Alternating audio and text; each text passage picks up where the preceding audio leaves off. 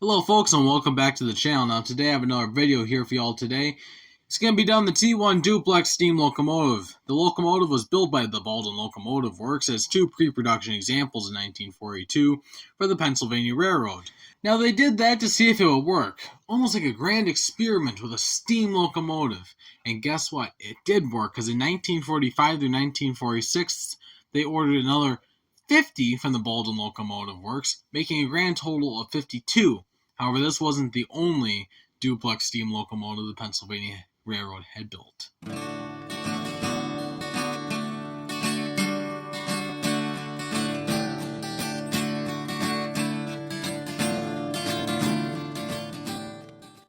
Now, Raymond Loewy designed the T1 duplex's shrouding that went onto the locomotive. Now, who's Raymond Loewy? Raymond Loewy was a very skilled and talented designer for various different railways. For instance, he designed the K4 torpedoes for the Pennsylvania Railway, and probably even the S3. Someone will correct me in the comments, though. And as far as color schemes went, he designed one of the Northern Pacific color schemes, and he designed various other things, such as the Coca-Cola bottle and the Greyhound bus. However, the locomotive mechanically was designed by Ralph Payne Johnson.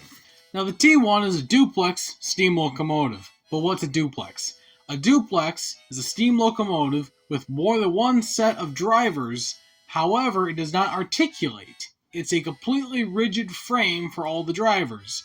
So it's like something like the Challenger, where it's got more than one set of drivers, but it does not articulate like the Challenger because it has a rigid frame.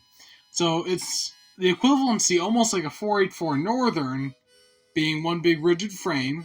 However, it's got more than one set of cylinders. Now, the T1 Duplex is very controversial on whether or not it was a success or a flop. Now, the first two prototype locomotives made in 1942 had none of the problems that the later ones built in 1945 to 1946 would have. Now, one of the major problems that the 1945 and 1946 models had was wheel slip. And the way wheel slip works is there's only so much power you can put down to the rail before you break traction and the wheels spin. And the way that works is if you open up the throttle on a steam engine, it's letting steam in from the boiler. And the way that, boilers, so let's just say for a base, it's a boiler with 125 psi. It runs through the dry pipe. On this particular locomotive is a front-end throttle. So it goes to the dry pipe, then to the throttle, and then to the delivery line from the throttle to the cylinders. And then from there, that entire pipe between the cylinders and the throttle, when not moving, has no steam in it. So when you open up the throttle, it lets a little steam in, it goes to the cylinders, locomotive starts moving.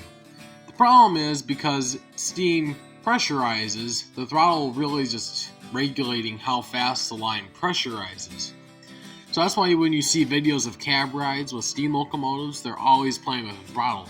That's because they're trying to make sure that not too much steam is down the delivery line and will break traction and cause wheel slip.